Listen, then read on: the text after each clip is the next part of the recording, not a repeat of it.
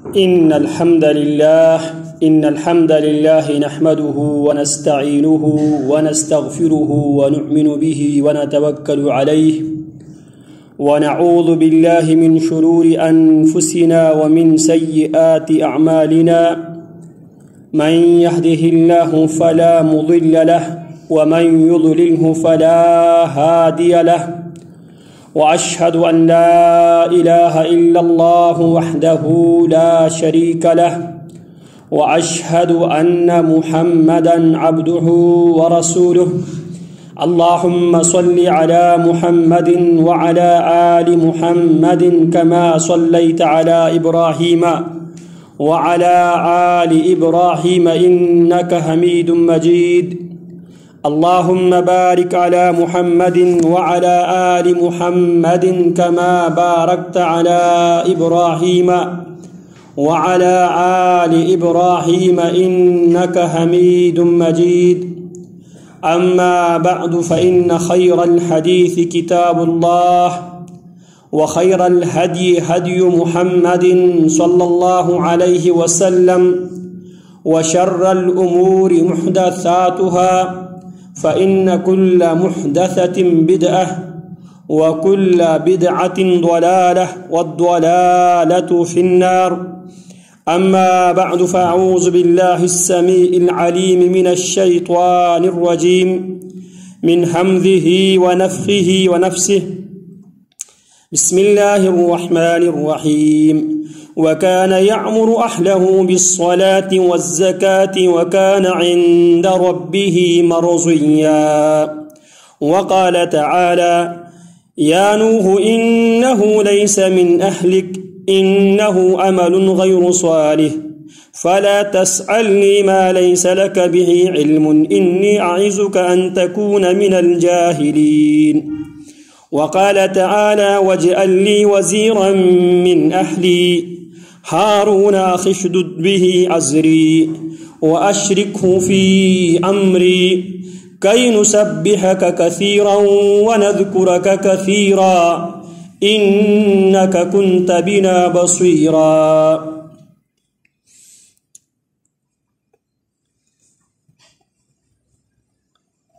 صحابہ اہل بیت سے محبت ہمارا ایمان کا بھی جز ہے، اور صحابہ اہل بیت رضوان اللہ علیہم اجمعین خصوصاً اہل بیت اعظام رضوان اللہ علیہم اجمعین پر درود و سلام بھیجنا یہ ہماری نمازوں کا بھی ایک اہم جز ہے۔ جب تک آل و اصحاب سے محبت نہ ہو اس وقت تک ہمارا ایمان نامکمل ناقص تصور کیا جاتا ہے۔ اسی طرح جس نماز کے اندر آل محمد صلی اللہ علیہ وسلم پر درود و سلام نہ بھیجا جائے ہم اپنی نمازوں کو بھی ناقص نامکمل سمجھتے ہیں۔ آل بیت رسول صلی اللہ علیہ وسلم یا اہل البیت کے حوالے سے ایک نقطۂ نظر، ایک نظریہ ہم سنتے چلے آئے ہیں۔ اس نقطۂ نظر، اس نظریے کے مطابق وہ اہل بیت رسول اللہ صلی اللہ علیہ وسلم کے بہت بڑے حصے کو اہل بیت رسول اللہ سے خارج، اہل بیت رسول اللہ صلی اللہ علیہ وسلم کی فہرست سے وہ نکال دیتے ہیں۔ لہذا اہل بیت رسول اللہ کون ہے، وہ کون سے افراد اہل بیت رسول اللہ میں شامل ہے جن پہ ہم درود بھیجتے ہیں نمازوں میں، جن سے محبت ہم ایمان کے جز سمجھتے ہیں۔ اب یہ ہمارا ایمانیات کا معاملہ ہے، لہذا اہل بیت کون ہے اس کو سمجھنا بھی ضروری ہے، کیونکہ نبی اکرم صلی اللہ علیہ وسلم آپ کے پورے گھرانے کو اللہ رب العالمین نے تمام کائنات کے افراد سے منتخب کیا ہے۔ پیارے آقا علیہ الصلوۃ والسلام فرماتے ہیں ان اللہ اصطفى من ولد ابراہیم اسماعیل، اللہ نے ابراہیم کی اولاد میں سے جناب اسماعیل کو انتخاب کیا. واصطفى من ولد اسماعیل، اور اللہ رب العالمین نے جناب اسماعیل کی اولاد میں سے کنانا کو، بنو کنانا کو اللہ رب العالمین نے انتخاب کیا. واصطفى من کنانة قریشا، اور بنو کنانا میں سے اللہ رب العالمین نے قریش کو منتخب کیا. واصطفى من قریش بنی ہاشم، اور اللہ رب العالمین نے قریشیوں میں سے بھی بنو ہاشم کا انتخاب کیا. واصطفانی من بنی ہاشم، اور بنی ہاشم میں سے رب العالمین نے مجھے منتخب کیا. اسی طرح سیدنا عباس عم رسول اللہ صلی اللہ علیہ وسلم فرماتے ہیں قال رسول اللہ صلی اللہ علیہ وسلم، رسول اکرم صلی اللہ علیہ وسلم نے فرمایا ان اللہ خلق الخلق فجعلنی من خیر فراقہم، اللہ نے تمام مخلوقات کو تخلیق کرنے کے بعد، تمام مخلوقات کو پیدا کرنے کے بعد، تمام مخلوقات میں سے فجعلنی من خیر فراقہم، ان میں جو سب سے بہترین جو خاندان ہیں اس بہترین خاندان میں سے اللہ رب العالمین نے مجھے بنا دیا. وخیر الفریقین ثم تخیر القبائل، پھر اللہ نے فریقوں کے بعد قبائل کا انتخاب کیا تو اللہ رب العالمین نے مجھے سب سے بہترین قبیلے میں مجھے سب سے بہترین قبیلہ عطا فرمایا. ثم تخیر البیوت، پھر قبیلوں میں سے بھی اللہ رب العالمین نے گھروں کا انتخاب کیا. جب گھروں کے انتخاب کی باری آئی فجعلنی من خیر بیوتہم، آقا رب العالمین نے مجھے سب سے بہترین گھرانے میں سے مجھے بنا دیا. تو لہذا رسول اللہ صلی اللہ علیہ وسلم کا گھرانہ، آپ کے خاندان بہترین خاندان ہے. باوجود اس کے بہت سے لوگ جو اس دین پر، دین اسلام پر وہ قائم نہیں تھے، لیکن دیانت داری کے اعتبار سے، امانت داری کے اعتبار سے اور نسل کی آموزش کے اعتبار سے جس نسل سے پیارے پیغمبر علیہ الصلاۃ والسلام آئے ہیں اس نسل کو اللہ رب العالمین نے پاک اور صاف نسل رکھا ہے.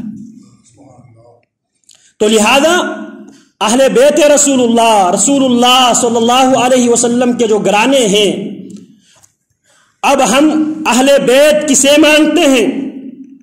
قرآن مجید نے اہل بیت ازواج النبی، نبی اکرم صلی اللہ علیہ وسلم کے نکاح میں، آپ کی ازدواجیت میں جو امہات المؤمنین آئیں، نبی علیہ الصلاۃ والسلام کی ازدواجیت میں آنے کے بعد وہ اہل بیت بن گئی.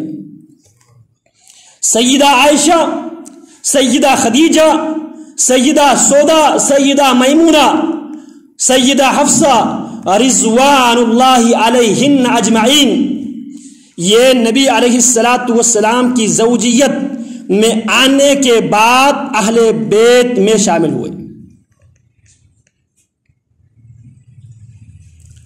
تو پچھلے خطبے میں قرآن مجید کی آیات کی روشنی میں یہ بات گوش گزار کرنے کی کوشش کی تھی کہ اہل بیت میں سر فہرست ازواج مطہرات رضوان اللہ علیہن اجمعین آتے ہیں. آج چند اور باتیں عرض کرنا ہے. قرآن مجید نے اہل بیت بائی کے لیے بھی استعمال کیا ہے، قرآن مجید نے اہل بیت بیٹا کے لیے بھی استعمال کیا ہے، قرآن مجید نے اہل بیت مکمل گھرانے کے لیے بھی استعمال کیا ہے. جناب اسماعیل علیہ الصلاۃ والسلام کے بارے میں اللہ فرماتے ہیں وَكَانَ يَأْمُرُ أَهْلَهُ بِالصَّلَاةِ وَالزَّكَاةِ وَكَانَ عِنْدَ رَبِّهِ مَرْضِيًّا. اسماعیل اپنے گھرانے کو یأمرو حکم دیا کرتے تھے اہلہو اپنے گھرانے کو بالصلاتی نمازوں کی وہ حکم دیا کرتے تھے والزکاتی اور زکوٰۃ ادا کرنے کا حکم دیا کرتے تھے وکان عند ربہ مرضیا اور جناب اسماعیل اللہ رب العالمین کے ان برگزیدہ بندوں میں شامل ہے جن سے رب العالمین راضی ہو گئے۔ تو یہاں پہ اللہ رب العالمین نے لفظ اہل گھرانے کے لیے اسماعیل کے گھرانے کے لیے لفظ اہل استعمال کیا ہے۔ اسی طرح بیٹے کے لیے بھی قرآن مجید نے لفظ اہل استعمال کیا ہے، اور ساتھ ساتھ قرآن مجید نے یہاں پہ ایک اصول بھی دیا ہے۔ جناب نوح علیہ السلام رب العالمین سے دعا کرتے ہیں قال یا نوح انه ليس من اهلك انه عمل غير صالح فلا تسألني ما ليس لك به علم اني اعظك ان تكون من الجاهلين۔ نوح علیہ السلام طوفان کے بعد جس وقت طوفان نوح آیا، جناب نوح علیہ السلام اور بیٹے کے درمیان مکالمہ جاری ہیں، اور یہاں یہ بات بھی اللہ رب العالمین نے بیان کر کے ایک مسلمان کے عقیدے کے بارے میں اللہ رب العالمین نے یہ خبردار کیا ہے۔ نوح علیہ السلام اللہ کے پیغمبروں میں سے پہلا پیغمبر ہے جس نے سب سے پہلے اپنی قوم کو توحید کی طرف دعوت دی، اور جناب نوح علیہ السلام اولو العزم پیغمبروں میں سے ایک پیغمبر ہے، اور جناب نوح علیہ السلام جنہیں آدم ثانی کہا جاتا ہے، طوفان نوح کے بعد سارے انسان تباہ و برباد ہو گئے، ختم ہو گئے۔ وَجَعَلْنَا ذُرِّيَّتَهُ هُمُ الْبَاقُونَ، اللہ فرماتے ہیں طوفان کے بعد، اس سیلاب کے بعد، انسانوں کو میٹ کرنے کے بعد وَجَعَلْنَا ذُرِّيَّتَهُ، ہم نے نوح کی اولاد کو ہی دنیا میں باقی رہنے والے بنا دیا۔ اسی لیے جناب نوح کو آدم ثانی بھی کہا جاتا ہے، اور اللہ کی طرف سے آئے ہوئے پیغمبروں میں سے پہلا پیغمبر ہے جس نے اپنی قوم کو اللہ کی وحدانیت کی طرف دعوت دی۔ تو جناب نوح علیہ السلام اللہ کے حکم پر کشتی بناتے ہیں اور کشتی میں سوار ہوتے ہیں اللہ کے حکم کے مطابق، اور اللہ رب العالمین نے جناب نوح علیہ السلام کو حکم دیا قُلْ نَحْمِلْ فِيهَا مِنْ كُلِّ زَوْجَيْنِ اثْنَيْنِ، ہم نے نوح کو حکم دیا نوح اپنی کشتی میں ہر جانور میں سے ایک ایک جوڑے کو آپ جگہ دے دے، ان کو بٹھا دے، کتے کے، خنزیر اور جتنے بھی جانور موجود ہیں ان تمام جانوروں کو، درندوں کو جناب نوح کی کشتی میں جگہ ملتی ہے۔ لیکن نوح کا جو بیٹا مشرک تھا، نوح کا بیٹا مشرک تھا، اس مشرک کو نوح کی کشتی میں بھی جگہ نہیں ملی۔ جناب نوح علیہ السلام بیٹے سے کہتے ہیں یا بنی ارکب معنا، بیٹا آؤ ہمارے ساتھ میری کشتی میں سوار ہو جا۔ آگے سے بیٹا کیا کہتا ہے قال سآوی الی جبل یعصمنی من الماء، ابا جان آپ کی کشتی کی کوئی اعتبار نہیں ہے، میں پہاڑ کی چوٹی پہ چڑھوں گا، یعصمنی من الماء، پہاڑ کی چوٹی مجھے پانی سے، سیلاب سے مجھے وہ چوٹی بچائے گی۔ جناب نوح علیہ السلام فرماتے لا عاصم اليوم من امر اللہ، بیٹا آج اللہ کا حکم ہے، آج اللہ کے حکم سے تمہیں بچانے کے لیے کوئی ایسی مخلوق دنیا میں ہے ہی نہیں ہے۔ باپ بیٹے کے درمیان مکالمہ جاری ہے، قرآن نقشہ کھینچتا ہے وحال بینہما الموج فکان من المغرقین، باپ بیٹے کے درمیان گفتگو جاری ہے، وحال بینہما الموج، باپ اور بیٹے کے درمیان ایک موج حائل ہو گئی، فکان من المغرقین، نوح کے بیٹا بھی غرق ہونے والوں میں جب شامل ہوتا ہے۔ جناب نوح علیہ السلام اللہ رب العالمین سے دعا کرتا ہے الہی آپ نے میرے اہل بیت کو، میرے گھرانے کو آپ نے بچانے کا وعدہ کیا تھا، اللہ دنیا میں وہ نہیں بچ سکا، اللہ قیامت کے دن عذاب علیم سے بچا لینا۔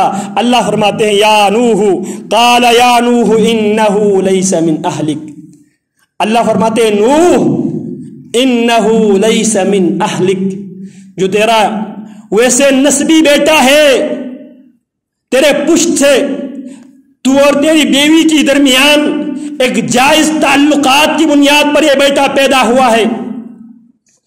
یہاں پہ ایک اور بات میں کر لو، قرآن مجید میں اللہ رب العالمین نے بیوی کے لیے 3 اصطلاح ذکر کیا ہے۔ ایک زوجہ، یہ اس لیے ذکر کر رہا ہوں تاکہ ازواج مطہرات رضوان اللہ علیہن اجمعین کے پاک دامنی اور ان کی نبی علیہ السلام کے ساتھ جسدی طور پر، جسمانی طور پر، ذہنی طور پر، دینی اور عقیدتی طور پر جو نبی علیہ السلام اور ازواج مطہرات رضوان اللہ علیہن اجمعین کے اندر جو ہم آہنگی ہے اس کو بیان کرنے کے لیے قرآن مجید نے بیوی کے لیے 3 الفاظ استعمال کیے ہیں۔ ایک زوجہ، النبی اولا بالمؤمنین من انفسهم وازواجه امہاتهم یا ایہا النبی قل لازواجک وبناتک ونساء المؤمنین۔ ایک اللہ نے لفظ استعمال کیا لفظ زوجہ، اور ایک لفظ استعمال کیا امرأہ۔ قرآن مجید میں اللہ فرماتے وضرب اللہ مثلا للذین آمنوا امرأۃ فرعون۔ اللہ نے ایمان والوں کے لیے بطور مثال فرعون کی بیوی سیدہ آسیہ علیہ السلام، اس کو بطور مثال اللہ رب العالمین نے بیان کیا ہے۔ وضرب اللہ مثلا للذین کفروا امرأة نوح وامرأة لوط كانتا تحت عبدین من عبادنا صالحین فخانتاہما۔ یہاں پہ اللہ رب العالمین نے لفظ امرأہ استعمال کیا ہے۔ آج ہم انہی 2 اصطلاح کے اوپر بات کر کے بات کو آگے لے کے جاتے ہیں۔ امرأہ، یہاں پہ فرعون اور فرعون کی بیوی کے درمیان اگر آپ دیکھ لیں، جسمانی طور پر سیدہ آسیہ بیوی ہے کس کی؟ فرعون کی۔ فکری طور پر، نظریاتی طور پر فرعون انا ربکم الاعلی، میں ہی تمہارا سب سے بلند و بالا رب ہوں۔ یہ فرعون کا رب، فرعون کا عقیدہ اور نظریہ ہے، اور جناب آسیہ علیہ السلام کا عقیدہ کیا ہے؟ سجدے میں سر رکھ کے سبحان ربی الاعلی، ایک طرف انا ربکم الاعلی ہے اور دوسری طرف سبحان ربی الاعلی۔ یہاں پہ جسمانی طور پر آسیہ بیوی ہے کس کی؟ فرعون کی۔ عقیدہ اور نظریاتی طور پر فرعون کا الگ ایک نظریہ، الگ عقیدہ ہے، اور آسیہ کا الگ عقیدہ اور نظریہ ہے۔ آسیہ کے عقیدہ کو بھی قرآن نے ذکر کیا، اذ قالت رب ابن لی عندک فی الجنۃ بیتا ونجنی من فرعون وعملہ ونجنی من القوم الظالمین۔ اللہ میرے لیے جنت میں گھر بنا دینا، مجھے فرعون اور فرعون کے کرتوت اور فرعون کی بدعمالی اور فرعون کی قوم سے مجھے نجات عطا فرمانا۔ اسی طرح اللہ فرماتے ہیں وَضَرَبَ اللَّهُ مَثَلًا لِلَّذِينَ كَفَرُوا امْرَأَةَ نُوحٍ وَامْرَأَةَ لُوطٍ۔ کافروں کے لیے اللہ رب العالمین نے جناب نوح علیہ السلام کی بیوی اور جناب لوط علیہ السلام کی بیوی کو بطور مثال اللہ نے بیان کیا۔ كَانَتَا تَحْتَ عَبْدَيْنِ مِنْ عِبَادِنَا صَالِحَيْنِ، نوح کی بیوی بھی اور لوط کی بیوی بھی علیہم السلام كَانَتَا تَحْتَ عَبْدَيْنِ مِنْ عِبَادِنَا صَالِحَيْنِ، یہ دونوں عورتیں ہمارے 2 نیکوکار برگزیدہ بندوں کی ازدواجیت میں تھی، لیکن فخانتاہما، اور یہ اللہ رب العالمین کا اصول رہا ہے ہمیشہ سے۔ انبیاء علیہم السلام کے پورے گھرانے باوجود اس کے اگرچہ وہ ایمان لے کے نہ آئے، لیکن اخلاقی طور پہ اخلاق کے میدان میں وہ با اخلاق ہوا کرتے تھے، صحیح کریکٹر کے مالک ہوا کرتے تھے۔ یہاں پہ نوح اور لوط علیہ السلام کی جو بیویاں فخانتاہما نظریاتی طور پر عقیدے کی بنیاد پر انہوں نے نوح کے عقیدے کو ایکسپٹ کرنے کے بجائے، لوط علیہ السلام کی عقیدے کو ایکسپٹ کرنے کے بجائے، اس کو قبول کرنے کے بجائے انہوں نے اپنے آباء و اجداد کے جو رسم و رواج ہے، جو شرکیات خرافات ہے، اسی کو دین بنا کر، اسی کو عقیدہ اور نظریہ بنا کر اسی کو انہوں نے انتخاب کیا۔ نوح کی دعوت کو قبول نہیں کیا، لوط کی دعوت کو بھی قبول نہیں کیا۔ قوم لوط کے حوالے سے عموماً ایک بات یہ پائی جاتی ہے، کسی سے اگر پوچھا جائے قوم لوط کو اللہ رب العالمین نے فَجَعَلْنَا عَالِيَهَا سَافِلَهَا وَأَمْطَرْنَا عَلَيْهِمْ حِجَارَةً مِّن سِجِّيلٍ، ہم نے اوپر کے حصے کو نیچے کر دیا، نیچے کے حصے کو اوپر کر دیا اور اوپر سے پتھروں کی بارش برسایا۔ عموماً ہم جنس پرستی کے حوالے سے لوگ صرف جانتے ہیں۔ اب یہاں پہ لوط علیہ السلام کی بیوی ہے، جبکہ قوم عورتوں کے بجائے مردوں کو عورتوں کی جگہ پہ استعمال کیا کرتے تھے۔ یہ شرک کے ساتھ، یہ شرک پلس یہ عمل تھا، ان کی یہ جو حرکت تھی ہم جنس پرستی، شرک پلس تھا۔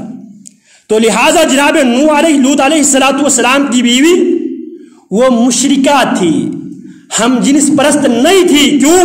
کیونکہ قوم آگے سے خود کہتی ہے ما لنا فی بناتک، لوط تمہاری قوم کی بیٹیوں میں ہمارا کوئی حق نہیں ہے، انک تعلم ما نرید، جو ہم چاہتے ہیں وہ اچھی طرح تو جانتے ہیں۔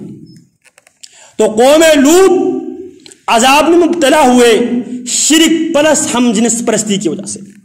قوم شعیب شرک پلس ناپ تول میں کمی کیا کرتے تھے، شرک پلس شرک کے ساتھ یہ کام کیا کرتے تھے۔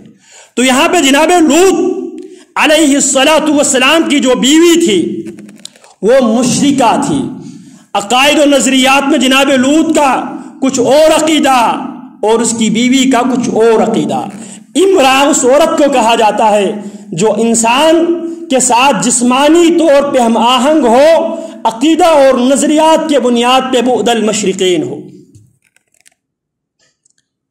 فرعون اور اس کی بیوی کے درمیان دیکھ لیں، جناب لوط اور جناب نوح علیہ السلام اور ان کی بیویوں کے درمیان دیکھ لے، وہ اخلاقی اعتبار سے کریکٹر ان کے ٹھیک تھے، لیکن عقیدتاً نظریاتی طور پر وہ جناب نوح کے عقیدے کو نہیں مانتی تھی، جناب لوط کے عقیدے کو اس کی بیوی نہیں مانتی تھی، تو لہٰذا اسے امرأہ کہا گیا ہے۔ جبکہ ازواج مطہرات کے لیے قرآن مجید نے النبی اولا بالمؤمنین من انفسهم وازواجہ امہاتہم، نبی علیہ السلام مومنوں کے جانوں سے زیادہ، مومنوں کے زیادہ قریب ہے، وازواجہ امہاتہم، اور نبی کی بیویاں مومنوں کی ماں ہے۔ جو اپنے آپ کو مومن سمجھتا ہے، جو اپنے آپ کو مومن سمجھتا ہے، اس کو یہ ماننا پڑے گا عائشہ رضی اللہ عنہا، خدیجہ رضی اللہ تعالی عنہا، حفصہ رضی اللہ تعالی عنہا، سودا رضی اللہ تعالی عنہا، میمونہ رضی اللہ تعالی عنہا، جوریہ رضی اللہ تعالی عنہا، زینب بنت جحش رضی اللہ تعالی عنہا، یہ ساری کی ساری ازواج مطہرات میری ماں ہے۔ اگر جو اپنے آپ کو مومن سمجھتا ہے، اللہ فرماتے ہیں وَأَزْوَاجُهُ أُمَّهَاتُهُمْ، جو مومن ہے مومنوں کی ماں ہے جناب عائشہ، جناب خدیجہ اور حفصہ، جتنے بھی ازواج مطہرات ہیں۔ تو زوجہ اس عورت کو کہا جاتا ہے جو عقیدتاً اور جسمانی طور پر بھی، عقائد اور نظریاتی طور پر بھی اپنے خاوند سے ہم آہنگ ہو۔ تو قرآن مجید نے دونوں کم استعمال کیا، جناب لوط کی بیوی کے لیے امرأہ استعمال کیا، جناب نوح کی بیوی کے لیے امرأہ استعمال کیا، اور فرعون کی بیوی کے لیے بھی امرأہ استعمال کیا۔ جسمانی طور پر ہم آہنگ تھے، عقیدتاً ہم آہنگ نہیں تھے۔ اور جناب محمد الرسول اللہ صلی اللہ علیہ وسلم کی بیویوں کے لیے اللہ رب العالمین نے ازواج کہا، کیوں وہ عقیدتاً بھی پیارے پیغمبر سے ہم آہنگ تھے، اور جسمانی طور پر بھی پیارے پیغمبر کی رفیقہ حیات تھی رضوان اللہ علیہم اجمعین۔ تو عرض میں یہ کر رہا تھا، جناب نوح علیہ السلام سے اللہ فرماتے ہیں انہ لیس من اہلک، نوح بیٹا آپ کا ضرور ہے، انہ لیس من اہلک، لیکن اندر کی جو سافٹ ویئر ہے، عقیدہ ہے، عقیدہ میں بھی آپ کا بیٹا آپ کے ہم آہنگ نہیں ہے، لہٰذا آپ کا بیٹا آپ کے اہل بیت میں سے نہیں ہے۔ یہی اہل السنت والجماعہ کا عقیدہ اور نظریہ ہے۔ اہل بیت رسول اللہ میں سے، رسول اللہ کے گھرانے میں سے ہر وہ فرد جو نبی اکرم صلی اللہ علیہ وسلم کی ذات پر ایمان لے کے آئے، جو اللہ کی توحید پر ایمان لے کے آئے، جو اسلام قبول کیے، وہ اہل بیت رسول اللہ میں شامل ہے۔ ابو لہب پیارے پیغمبر کے گھرانے میں سے ہے لیکن اہل بیت میں سے نہیں ہے۔ کیوں؟ جرم کیا ہے؟ ابو لہب نے پیارے پیغمبر کی دعوت کو قبول نہیں کیا، ابو لہب نے پیارے پیغمبر علیہ السلام پر ایمان لے کر نہیں آئے۔ اس کی مذمت میں قرآن مجید میں اللہ رب العالمین نے مکمل ایک سورت نازل کیا، اور یہ سورت قیامت کی دیواروں تک اس سورت کی تلاوت ہوتی رہے گی۔ تبت یدا ابی لہب وتب ما اغنی عنہ مالہ وما کسب۔ اور اہل بیت کے حوالے سے، اہل بیت کہتے کسے ہیں، کون سے افراد شامل ہیں؟ وَأَصَحُّ الْأَقْوَالِ فِي مُرَادِ آلِ الْبَيْتِ انہم ازواج النبی، نبی علیہ السلام کی بیویاں آل بیت رسول اللہ میں شامل ہے۔ وَذُرِّيَّتُهُ، پیارے پیغمبر صلی اللہ علیہ وسلم کی ساری اولاد اہل بیت میں شامل ہے۔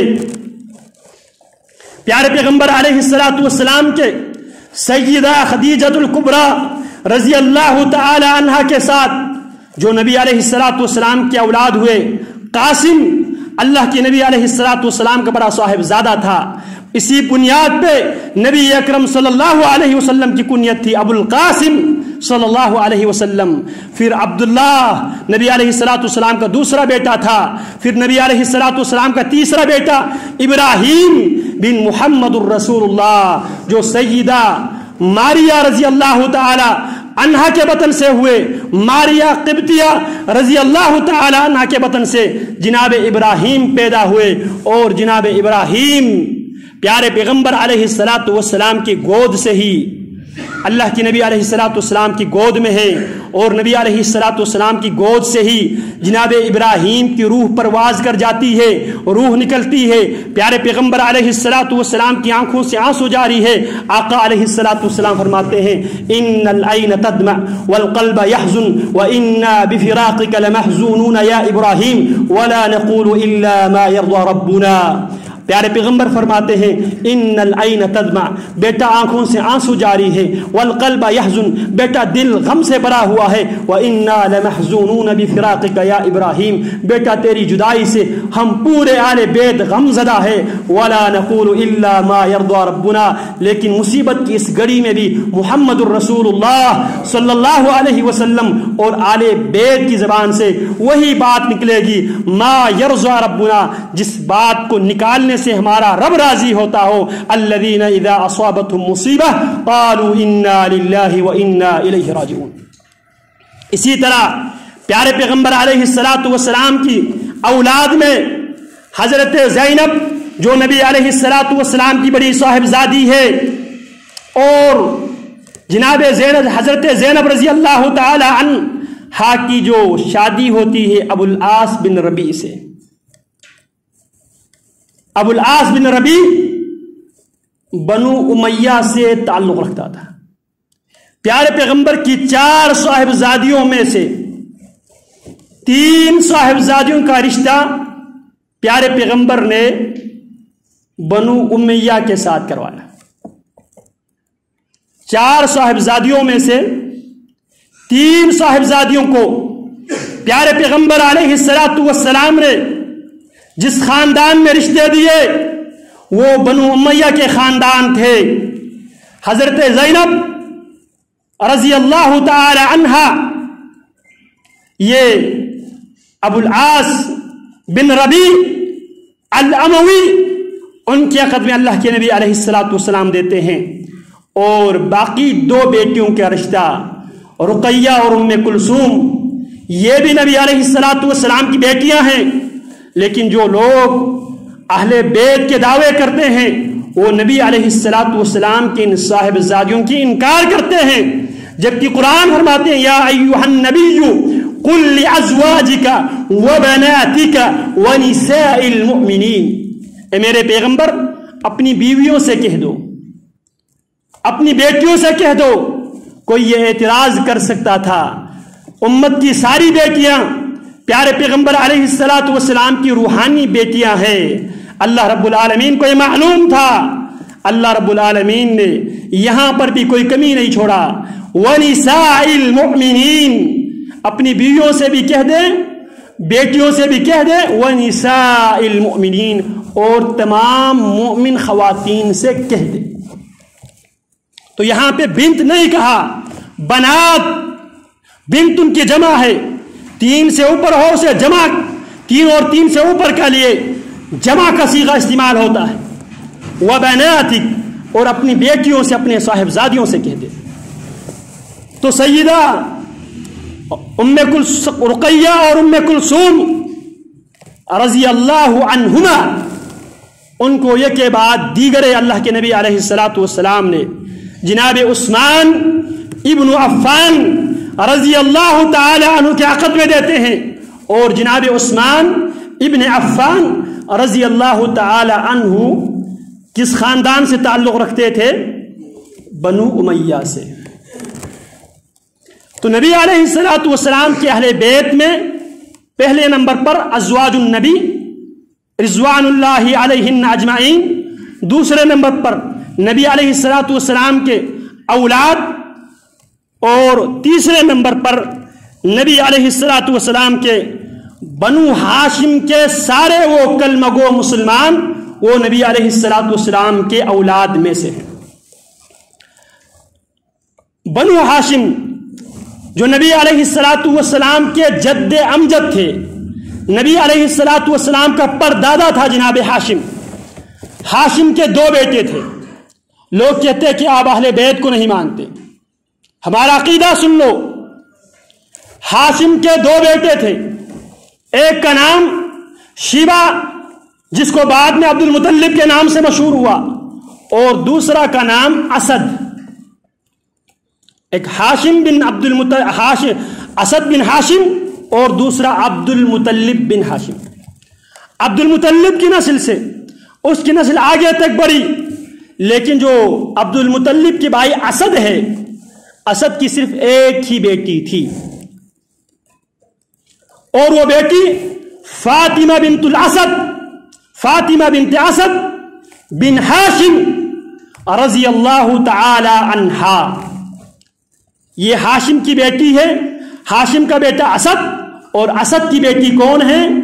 فاطمہ۔ اور فاطمہ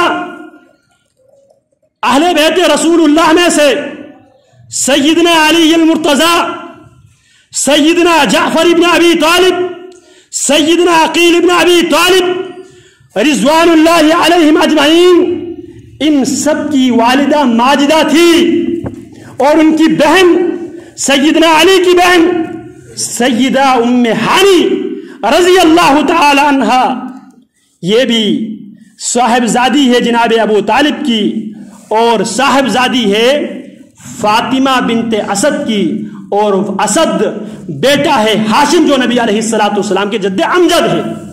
تو ہم سیدہ فاطمہ جو سیدنا علی کے والدہ ماجدہ ہے، وہ بھی اہل بیت میں سے ہے، باپ بھی ہاشمی ہے، اور نبی علیہ السلام پر ایمان بھی لے کر آئی۔ کون؟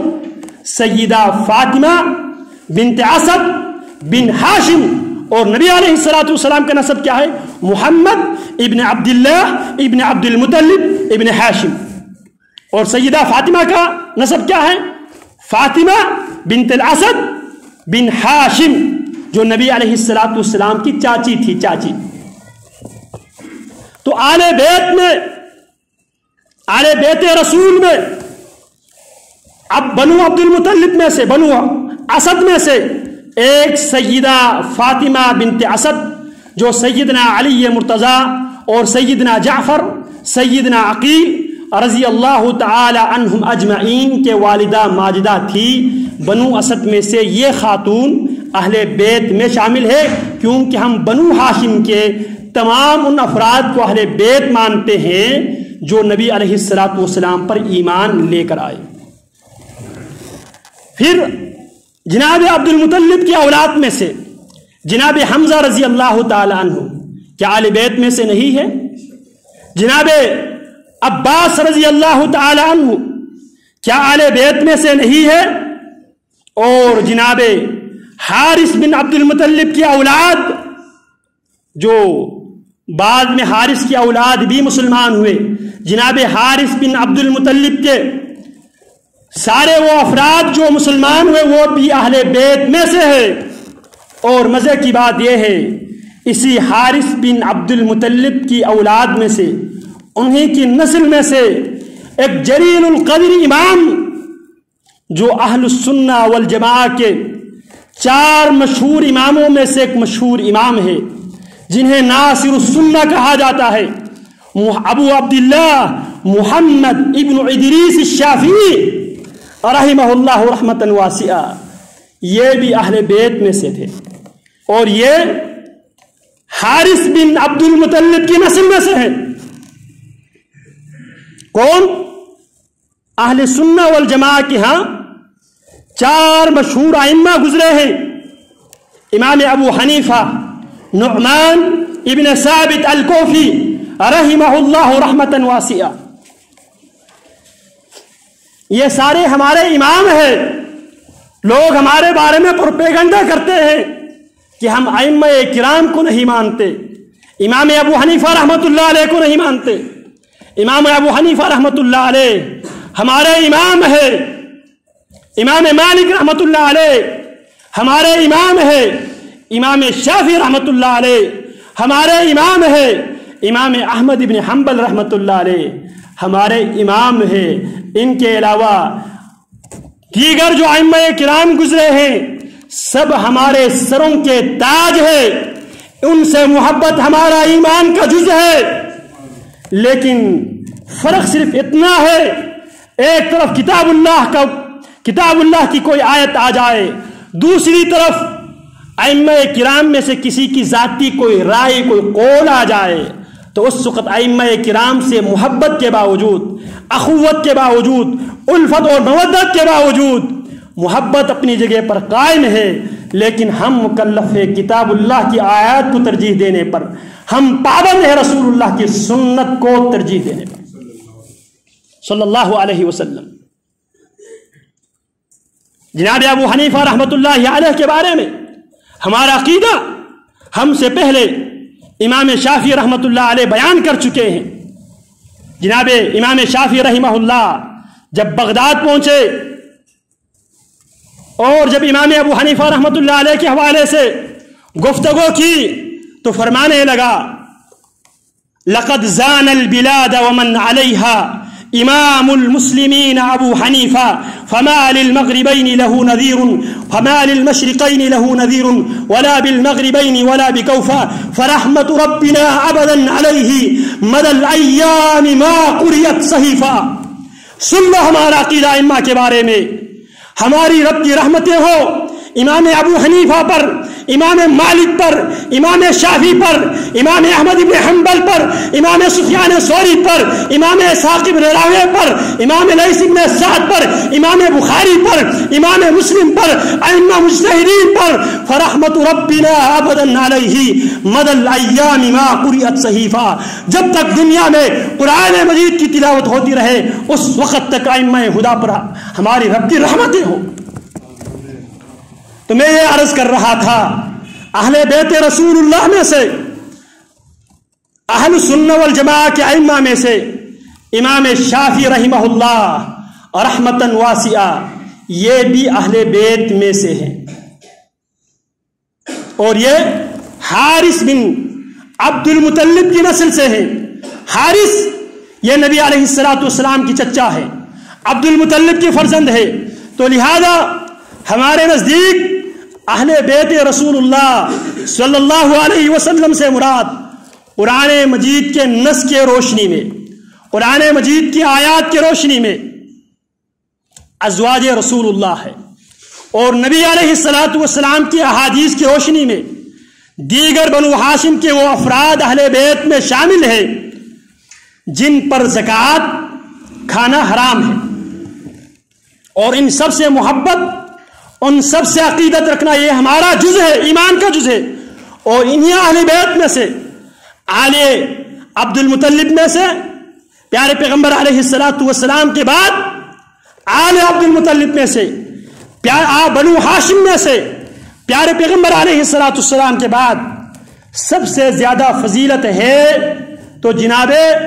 علی مرتضی رضی اللہ تعالی عنہ کے لیے، اور نبی علیہ السلام کے نواسوں میں سے اگر کسی کو زیادہ فضیلت حاصل ہے وہ جناب حسنین کریمین رضی اللہ تعالی عنہما کے لیے ہے، اور بنات النبی میں سے نبی علیہ السلام کی بیٹیوں میں سے سب سے زیادہ فضیلت اگر حاصل ہے وہ سیدہ فاطمہ رضی اللہ تعالی عنہا کے لیے۔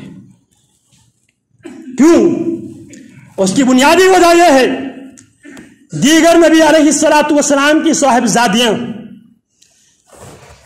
جنہوں نے داغ مفارقت دے کر گئی نبی علیہ السلام کو، نبی علیہ السلام نے ان کی مصیبتیں آقا علیہ السلام نے صبر اور استقامت کے ساتھ فیس کیا، کیونکہ نبی علیہ السلام کی تینوں صاحبزادیاں سیدہ زینب، سیدہ رقیہ، سیدہ ام کلثوم رضوان اللہ علیہن اجمعین، یہ تینوں نبی علیہ السلام کی زندگی میں ہی دنیا سے رخصت کر گئی، تو ان کی جدائی کا غم پیارے پیغمبر علیہ السلام کو فیس کرنا پڑا، جبکہ فاطمہ رضی اللہ تعالی عنہا نبی علیہ السلام کی اولاد میں سے آخری اولاد ہے، یا واحد نبی علیہ السلام کے صاحبزادی ہے جن کو پیارے پیغمبر علیہ السلام کی جدائی کی غم مصیبت سہنا پڑی، اور جب پیارے پیغمبر علیہ السلام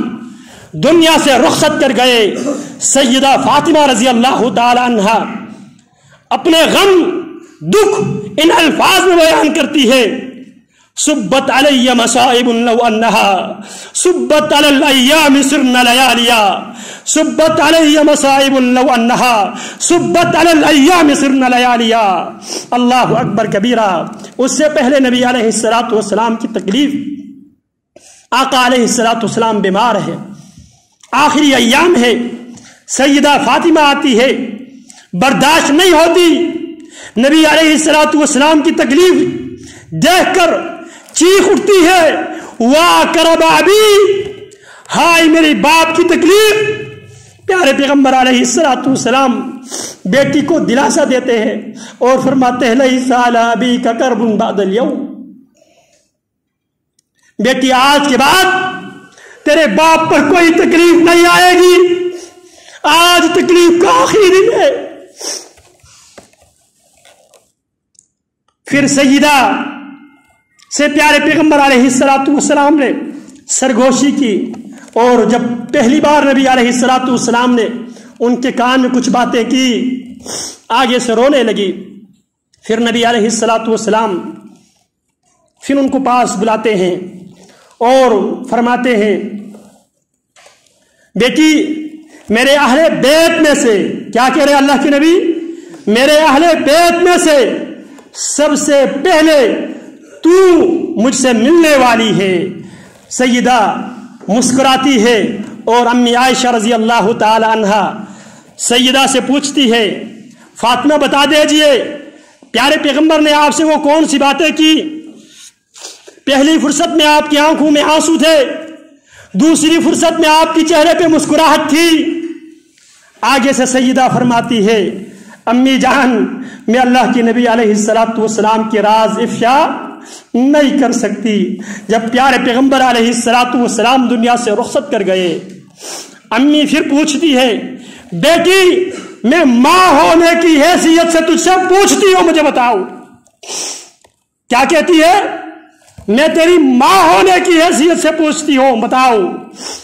پھر امی عائشہ کو سیدہ فاطمہ بیان کرتی ہے، پہلی فرصت میں پیارے پیغمبر نے مجھے بتایا کہ بیٹی اب اس تکلیف سے مجھے مستقل بنیادوں پہ راحت ملنے والی ہے، میں اس مرض میں دنیا کو چھوڑنے والا ہوں۔ اس وقت میری آنکھوں سے آنسو جاری ہوا تھا، اور پیارے پیغمبر نے دوسری فرصت میں مجھ سے کہا تھا، سب سے پہلے میرے اہل بیت میں سے تو مجھ سے ملنے والی ہے۔ مجھ سے میرے چہرے کھل اٹھے تھے۔ اللہ اکبر کبیرہ، یہ ماں بیٹی کی محبت تھی۔ سیدہ فاطمہ نے انکار نہیں کیا۔ جب سیدہ عائشہ فرماتی ہے میں ماں اور ماں کا تو رہے تیرے اوپر حق ہے، تو پھر فاطمہ رضی اللہ عنہ فرماتی ہے اب ابھی اللہ کے نبی دنیا میں موجود نہیں رہی، امی جان میں آپ کو بتلاتی ہوں۔ تو سیدہ فرماتی ہے حبت علی مصائب صبت علی مصائب لو انہا صبت علی الایام سرن لیالیا۔ تو سیدہ فاطمہ رضی اللہ تعالی عنہ نبی علیہ الصلوۃ والسلام کی واحد صاحبزادی ہے، جنہیں نبی علیہ الصلوۃ والسلام کی مصیبت آپ کی اولاد میں سے ان کو جھیلنا پڑی، لہٰذا ان کی فضیلت ہے۔ احباب سے میں گزارش کروں گا